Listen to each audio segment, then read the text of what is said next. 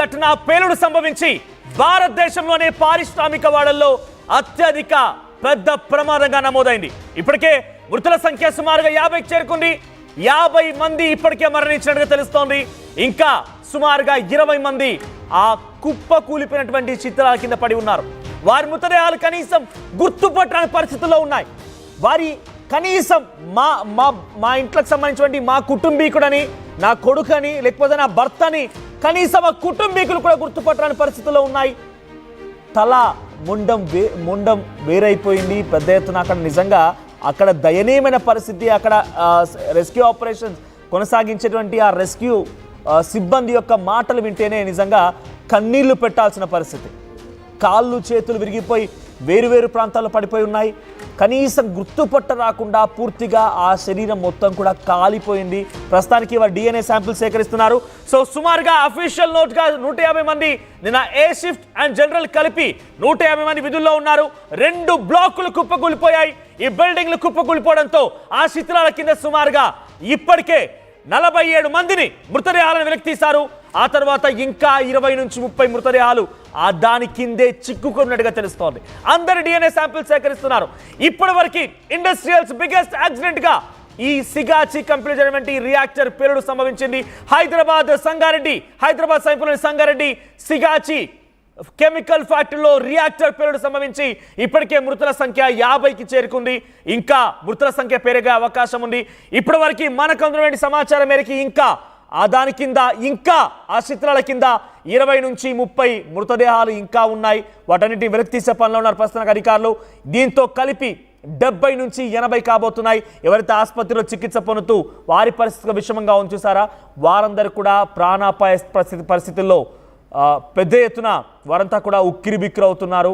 So వాళ్ళ దగ్గర కూడా కొంత ఇబ్బందికర పరిస్థితి ఉంది. అంటే ఈ మరణాల సంఖ్య 100కు చేరే అవకాశం ఉంది. You're watching disturbing visuals. Description is advised. So మీరు కొంత ఆ విజువల్స్ చూసి కలవరపాటు గురవచ్చు. మిమ్మల్ని కలవరపాటు గురి చేయడం లేకపోతే మిమ్మల్ని భయపడడం మా ఉద్దేశం కాదు.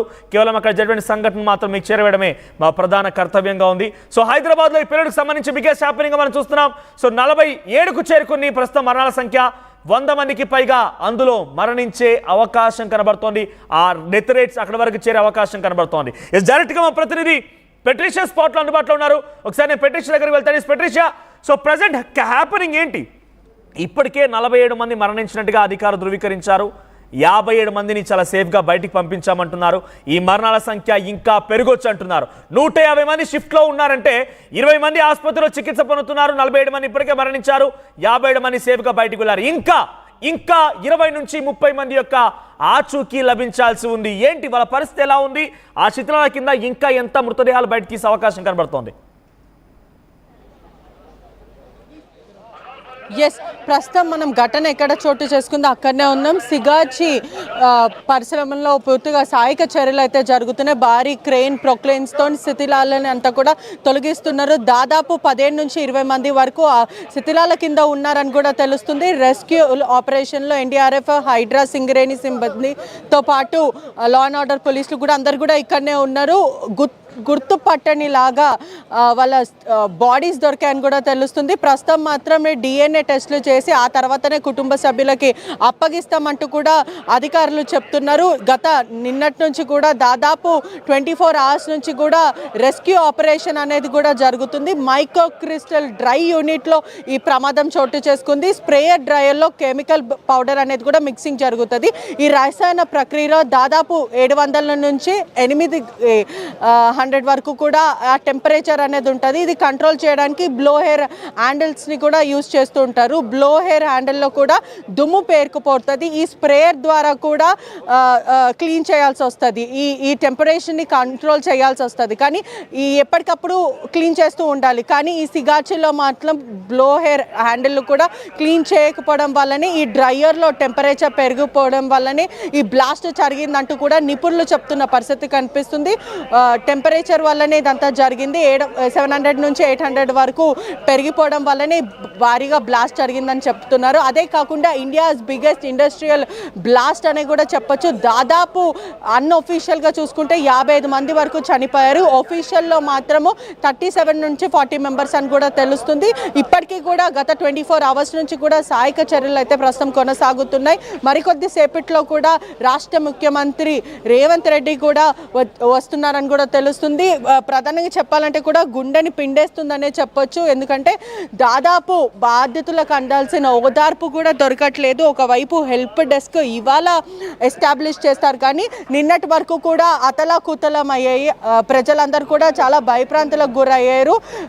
ఇంకా రెస్క్యూ ఆపరేషన్ కూడా వేగవంతం చేశారు. హైడ్రా డిపార్ట్మెంట్తో పాటు అనేక ఫోర్స్ డిపార్ట్మెంట్స్ అందరు కూడా ఇక్కడనే ప్రస్తుతం అయితే జరుగుతుంది. ఫైర్ డిపార్ట్మెంట్తో పాటు నిన్న వర్షం పడుతున్నప్పటికీ కూడా ఏమాత్రం సిస్టమ్ ఆగకుండా ప్రస్తుతం అయితే రెస్క్యూ ఆపరేషన్ కొనసాగుతుందే చెప్పొచ్చు. దాదాపు శిథిలాల కింద ఇంకా చాలా మంది ఆచూకీ తొరిగే అవకాశాలు అయితే కనిపిస్తున్నాయి. బాడీ చేతొక దగ్గర కాలు ఒక దగ్గర ఇష్టానుసారంగా పడిపోయిన పరిస్థితి, అంటే ఎక్స్ప్లాయిట్ పెద్దగా అవ్వడంతోనే చాలా మంది అక్కడ చిక్కుకుపోయి ఉన్నారు. దాదాపు రెస్క్యూ ఆపరేషన్ పూర్తి అవ్వడానికి మధ్యాహ్నం వరకు కొనసాగే అవకాశాలు అయితే కనిపిస్తుంది.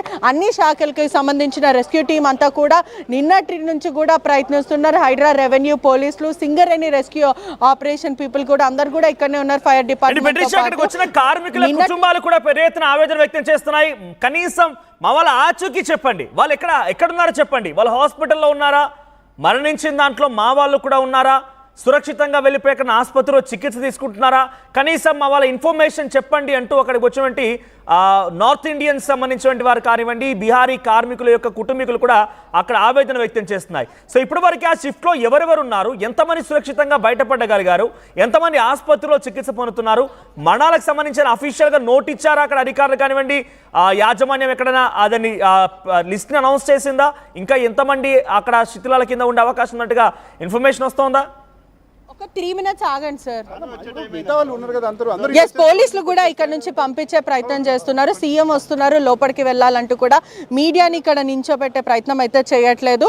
అధికారికంగా మాట దాదాపు 40 పైన వరకు పైచీల పైన కూడా మృతదేహాలు దొరికాయని కూడా తెలుస్తుంది. ఆఫీషియల్గా మాత్రం దాదాపు 40 మెంబర్స్, అన్అఫీషియల్గా మాత్రం 50 మెంబర్స్ అని తెలుస్తుంది. ఇంకా దాదాపు 55 మంది వరకు కార్మికులందరూ కూడా ఇంటికి వెళ్ళిన పరిస్థితి అయితే కనిపిస్తుంది. ఇక్కడ మైక్రోకి సంబంధించిన క్రిస్టల్ సెల్కి సంబంధించిన డ్రై యూనిట్ ఏదైతే ఉందో అక్కడనే ప్రమాదం చోటు చేసుకుంది. ఈ ప్రమాదంలో కూడా దాదాపు శిథిలాల కింద కూడా 15 నుంచి 20 మెంబర్స్ వరకే ఉన్నారని కూడా తెలుస్తుంది. ఇప్పటికే సీఎం వస్తున్న నేపథ్యంలో రోప్వే ఏర్పాటు చేయడం, మంత్రులందరూ కూడా వివేక్తో పాటు అనేక మంది కూడా వచ్చారని కూడా తెలుస్తుంది. ప్రస్తుతం సహాయక చర్యలు ఈవినింగ్ వరకు కూడా కొనసాగే అవకాశాలు అయితే కనిపిస్తుంది. సీఎం కాన్వాయ్ మరి కాసేపట్లో ఇక్కడ మొదట హాస్పిటల్కి వెళ్తా అన్నారు, కానీ ఇప్పుడు మాత్రం ఇక్కడికి వచ్చిన తర్వాతనే హాస్పిటల్కి వెళ్తారని చెప్తున్నారు. మంత్రి దామోదర్ కూడా ఇక్కడనే చేరుకున్నారని కూడా తెలుస్తుంది. ఒకవైపు లోపలికి వెళ్ళి ఇన్వెస్టిగేట్ చేసి, అంటే పూర్తిగా పరిశీలించిన తర్వాత అసలు వీళ్ళ కుటుంబానికి ఏం చేయగలుగుతామంటూ కూడా ఆలోచిస్తారని కూడా తెలుస్తుంది. అదే కాకుండా సహాయక చర్యలు కానీ నిన్న వర్షం పడింది కాబట్టి ఆలస్యం జరిగింది. ఇప్పుడు మాత్రం ఉదయం నుంచి కూడా చాలా వేగవంతం చేశారని కూడా తెలుస్తుంది. దాదాపు సహాయక చర్యలకి ఎందుకు ఆలస్యం అవుతుంది అంటే కారణం ఏంటి? ఇంత పెద్ద ఎత్తున అక్కడికి యంత్రాంగం చేరుకుంది, జేసీబీలు, క్రేన్లు అన్నీ చేరుకున్నాయి. ఆ శిథిలాలను తొలగించిన కొలది మృతదేహాలు బయటపడుతున్నట్టుగా తెలుస్తోంది. ఆ శరీర భాగాలు పూర్తిగా కూడా కాలిపోయాయి, నుజ్జు అయిపోయాయి. సో ఎందుకు ఇంకా ఆలస్యం అవుతోంది? ఆ శిథిలాలను తొలగించడంలో ఆ ఆలస్యం గల కారణం ఏంటి? అంటే కేవలం వర్షాపాతమే కారణంగా ఉందా, ఇంకేదైనా ఆటంకం ఎదుర్కొంటున్నారా? బికాస్ అది